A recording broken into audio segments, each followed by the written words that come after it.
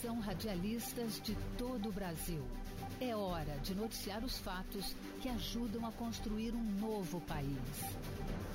Direto dos estúdios da Empresa Brasil de Comunicação em Brasília, vem aí a Voz do Brasil.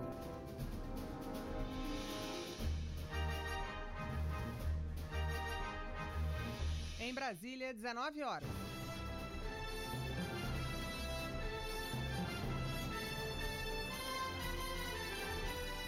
Está no ar a Voz do Brasil. As notícias do governo federal que movimentaram o país no dia de hoje. Olá, uma boa noite. Boa noite para você que nos acompanha em todo o país. Quinta-feira, 22 de dezembro de 2022. E vamos ao destaque do dia. Presidente eleito Lula anuncia nomes de 16 ministros. Com isso, 21 dos 37 ministérios do futuro governo já têm titulares. Gabriela Noronha. O presidente eleito, Luiz Inácio Lula da Silva, ressaltou que a nova configuração do executivo com 37 ministérios não terá impacto no orçamento.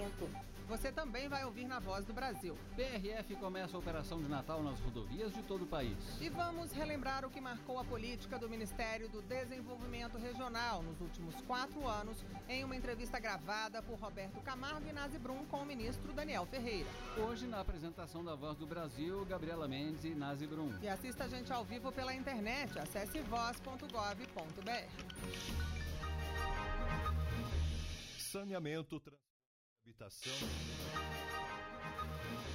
Saneamento, transporte, habitação, segurança hídrica. Políticas que passam pelo Ministério do Desenvolvimento Regional. Atualmente são quase 25 mil contratos vigentes e 182 bilhões de reais em 4.800 municípios. Vamos saber das principais ações do Ministério nestes últimos 4 anos e como a população foi atendida em uma entrevista com o ministro do Desenvolvimento Regional, Daniel Ferreira. Boa noite, ministro. Boa noite, Roberto. Boa noite, Nazi. É um prazer estar aqui novamente. Obrigado pela oportunidade. Ministro, o Ministério atua em diversas áreas sociais e de infraestrutura de apoio à população.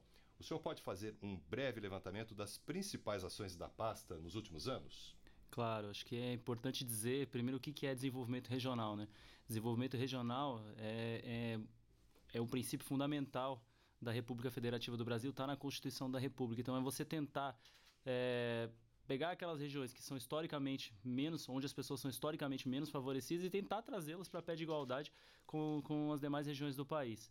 Então, é desde uma pequena infraestrutura básica numa via urbana até uma grande obra que leva um rio de um estado para outro, né? Então, nesse sentido, o Ministério entregou em 4 anos 22 mil obras. 22 mil obras é uma média de 15 obras por dia entregues pelo Ministério do Desenvolvimento Regional em todas as suas áreas de atuação. Então, desde a transposição de São Francisco, grandes obras de saneamento, até habitação e infraestrutura urbana.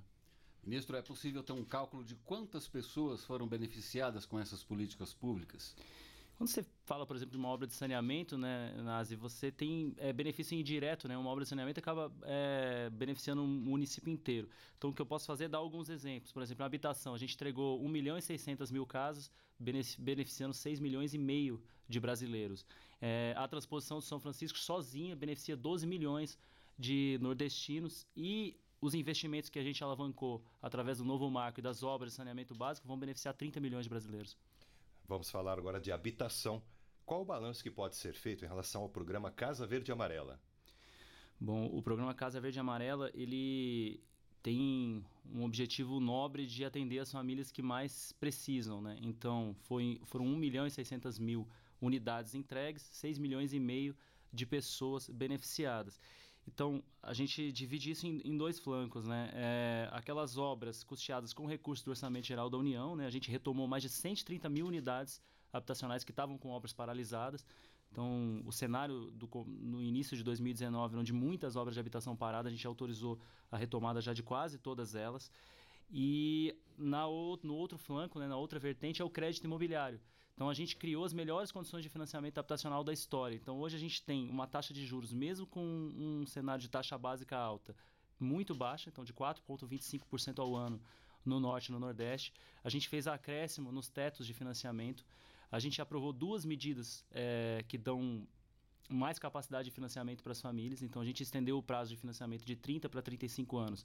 E a gente está permitindo usar o FGTS para abatimento futuro das prestações. Então, cada uma dessas medidas dá mais 8% de capacidade de financiamento para essas famílias que mais precisam.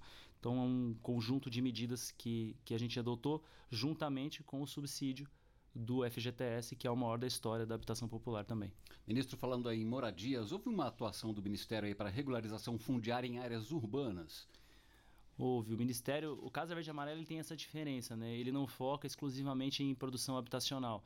Ele cria um arcabouço normativo que permite você atacar as diversos componentes, né? Os diversos problemas habitacionais do país e a regularização fundiária é um deles. Então, a gente conseguiu estruturar um programa, né? Demorou um pouco porque é um programa que vai rodar 100% com recursos privados. A gente conseguiu 400 milhões de reais de recursos privados que estão no Fundo de Desenvolvimento Social e estruturou um programa de regularização fundiária e melhoria.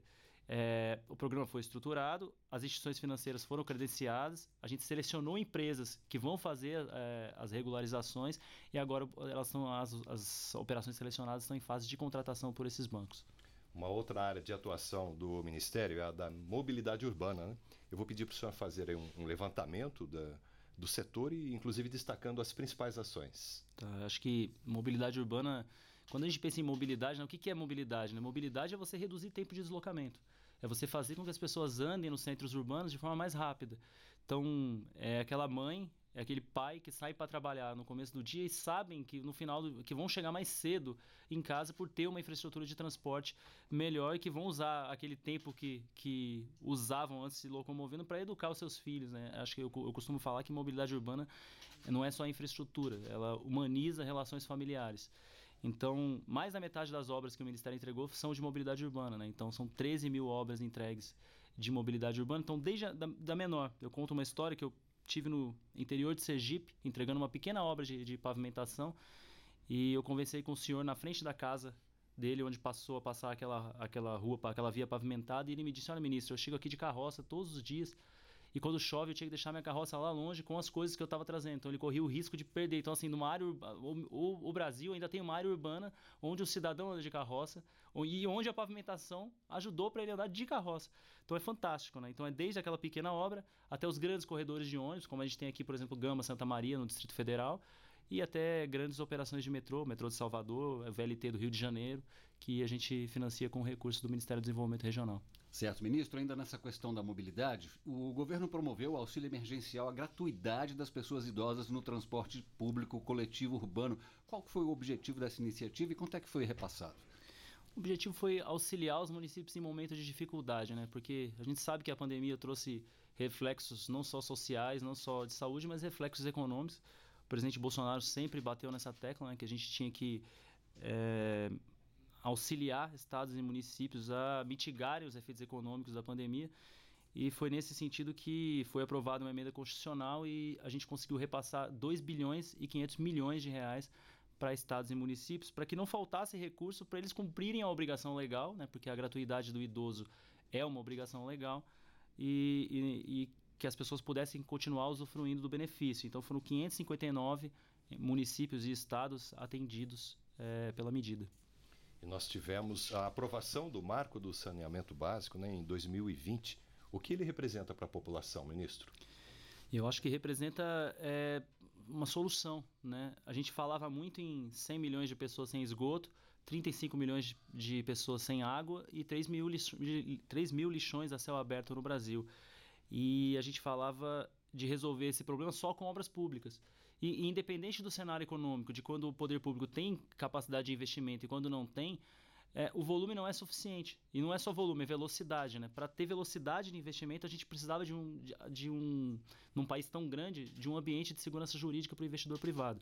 Então, o novo marco de saneamento, ele acaba com contratos de programa sem licitação, ele cria segurança jurídica e a gente consegue alavancar, em 2 anos de vigência dele, 90 bilhões de reais em investimentos e outorgas para fazer em concessões de água e esgoto, principalmente. O que isso significa? Significa que daquelas 135 milhões de pessoas que não têm água e esgoto que eu falei, 30% já estão com recurso garantido para ter o acesso universalizado. Lógico, quando esses investimentos estiverem concluídos, mas as concessões estão assinadas, então, ao término das obras, todos vão ter água e esgoto no país. Então, a gente espera que haja uma conscientização dos atores políticos, governos de estado, prefeituras, assembleias legislativas, para se adaptarem o mais rápido possível ao novo marco e à necessidade de regionalização, para que a gente garanta logo os recursos para que até 2033 todo o Brasil não sofra mais esse problema, né?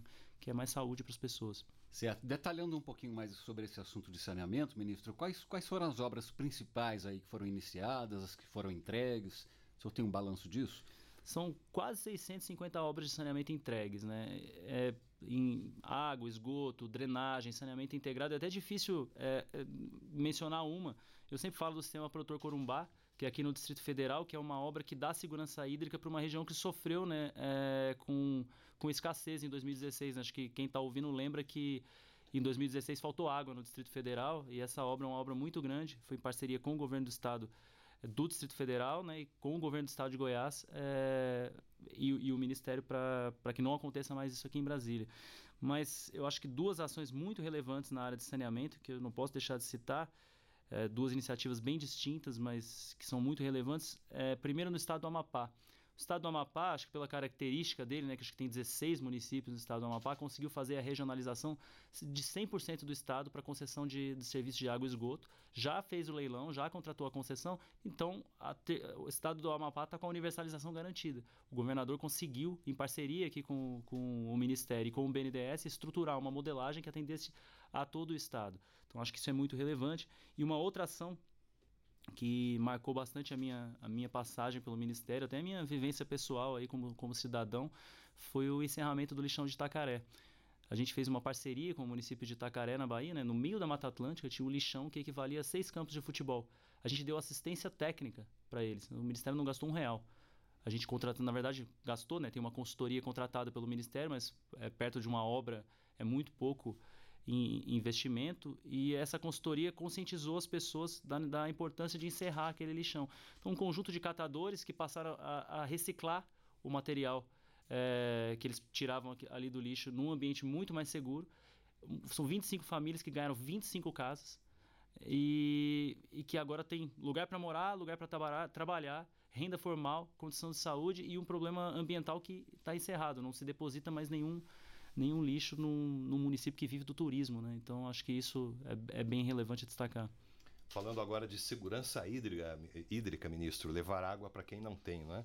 Um dos destaques é a conclusão da obra de transposição de São Francisco após 16 anos. Qual o papel do Ministério nessa grande obra? Eu acho que a água, né, junto com a habitação, são as coisas mais emocionantes do Ministério. Você conversar com pessoas que dizem para você que nunca tiveram água durante um dia inteiro em casa, né? Acho que muda o pensamento de quem tem oportunidade de ver aquela realidade. E isso aconteceu comigo. O Ministério, ele pega uma obra, né, o Eixo Norte, a transposição de São Francisco é composta de 2 eixos principais. O leste, que estava concluído no final de 2018, e o Eixo Norte, que estava 30% operacional. O que significa isso? Tinha um conjunto de obras físicas avançadas, mas a água não conseguia percorrer o seu caminho por diversos problemas que tinham ao longo dos canais e das placas. Então, a gente teve que fazer mais de 600 reparos nessas placas para que 16 anos depois do contrato original a gente conseguisse concluir a obra com a maior média de pagamento. Acho que isso é importante destacar, né? O governo federal, de 2019 até 2021, quando foi concluído o Eixo Norte da transposição, ele fez a maior média de pagamento histórica da obra. A gente pagou em valores deflacionados R$1 bilhão e 100 milhões por ano para concluir o Eixo Norte da transposição e garantir que 12 milhões de nordestinos sejam de fato beneficiados. E um primeiro reflexo disso já é o tamanho da Operação Carro-Pipa. Quando a gente olha para a Operação Carro-Pipa no início de 2019 e olha para a Operação de Carro-Pipa hoje, a gente rodava antes com 4.000 carros-pipa por mês, hoje a gente roda com 3.000 carros-pipa por mês, então isso já é reflexo da conclusão da transposição. Pois é, ministro, e levar água para quem precisa também foi um dos objetivos do programa Água Doce, que implantou dessalinizadores, né? O senhor pode explicar para a gente como é que é isso? Essa é outra coisa que é natural do semiárido brasileiro, né? Eu tive no norte de Minas, que também é semiárido, né? E a gente entregou uns dessalinizadores lá e me chamaram me xingaram nas redes sociais dizendo, como, não tem mar em Minas Gerais, por que você vai dessalinizar a água lá, né? Eu respondi, olha, as pessoas precisam conhecer o país, né? Então, no semiárido acontece isso, você fura um poço, ele pode ter, assim, acontece 3 coisas, 1, tem água, 2, não tem água, então você tem que achar outro lugar para furar o poço. 3, tem água, mas ela é salobra. Então pessoas morrem fazendo hemodiálise porque sobrecarregam os rins, porque se só tem água salgada, toma água salgada mesmo. Né? Então o programa Água Doce é um sistema muito barato, ele custa em média 300, 400 mil reais, que resolve aquele problema. Então a gente entregou 320 dessalinizadores, então beneficiando 76 mil pessoas em 8 estados do semiárido brasileiro nesse período de 4 anos. Então é um programa muito, muito legal, porque aquele sistema, a operação e manutenção dele é feita pelas próprias famílias, pelas próprias comunidades. Né? Os contratos que a gente faz prevêem que as empresas capacitem durante 2 anos as famílias que recebem aquele sistema para que depois elas mesmas administrem os sistemas, administrem e operem. Bom, agora a gente vai falar um pouco sobre Defesa Civil Nacional, que é uma outra área de atuação do Ministério do Desenvolvimento Regional. Como que é esse trabalho de apoio, ministro, aos estados, aos municípios, especialmente para aqueles que sofrem com fortes chuvas ou então com a seca? Bom, o Brasil ele enfrentou nesses anos, né, a gente costuma dizer, catástrofes históricas, né? Brumadinho, a maior seca dos últimos 91 anos, e é um país que sofre, como você bem disse, né, Roberto, com falta de água e com sobra de água. Tem lugar que chove muito e tem lugar que não chove nada. Então, a Defesa Civil fica muito conhecida pelo vultoso repasse de recursos que a gente faz para ajudar estados e municípios. Mas acho que o principal trabalho é o trabalho que se faz prévio. Então, é bom sempre lembrar, a Defesa Civil Nacional, antes do período chuvoso, meses antes, ela se reúne com as defesas civis estaduais e municipais e capacita os gestores locais para enfrentar aquela situação que certamente que virá. Né? Então, foram mais de 30 cursos e mais de 22 mil certificações nesse período para fazer um trabalho prévio, né? Para capacitar as pessoas a lidarem no momento difícil com aquela situação. Também tem a emissão de alertas, né? O Centro Nacional de Emissão de Alertas aqui que a gente tem em Brasília, o Senad atua em parceria com os entes locais. Então, a Defesa Civil Nacional muitas vezes se antecipa e avisa as estaduais que o desastre está acontecendo. E aí sim, como última medida, o repasse de recursos. Né? Em 4 anos, a gente repassou mais de 2 bilhões e 700 milhões de reais para fazer ações de resposta a desastre e de reconstrução daquelas infraestruturas que porventura são destruídas aí por chuvas, enfim, por outras catástrofes.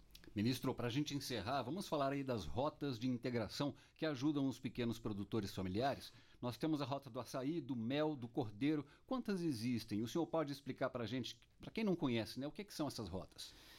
São 11 rotas, né? Então, além do mel, do cordeiro, do açaí, tem a rota do leite, tem a rota da moda, tem um polo da moda agora no Rio Grande do Norte, em Acari. Então, são ações de assistência técnica. Então, o Ministério do Desenvolvimento Regional, em parceria com outros órgãos do governo, a Codevasf, a Embrapa, órgãos locais, a gente dá assistência técnica para que aqueles pequenos produtores façam o mapeamento das suas cadeias produtivas e consigam modificar o seu negócio para que ele seja mais rentável, mais efetivo. Não só assistência técnica, às vezes a gente dá infraestrutura, às vezes dá bicicleta, uma moto, uma máquina de pão, para ajudar de acordo com a necessidade local. Então, são ações de mapeamento e de capacitação para que os produtores tornem seus pequenos negócios mais rentáveis. Nós conversamos com o ministro do Desenvolvimento Regional, Daniel Ferreira. Ministro, muito obrigado pela sua entrevista aqui na Voz do Brasil. Obrigado, Roberto. Obrigado, Nasa. Foi um prazer. O presidente eleito Lula anunciou hoje mais 16 nomes de ministros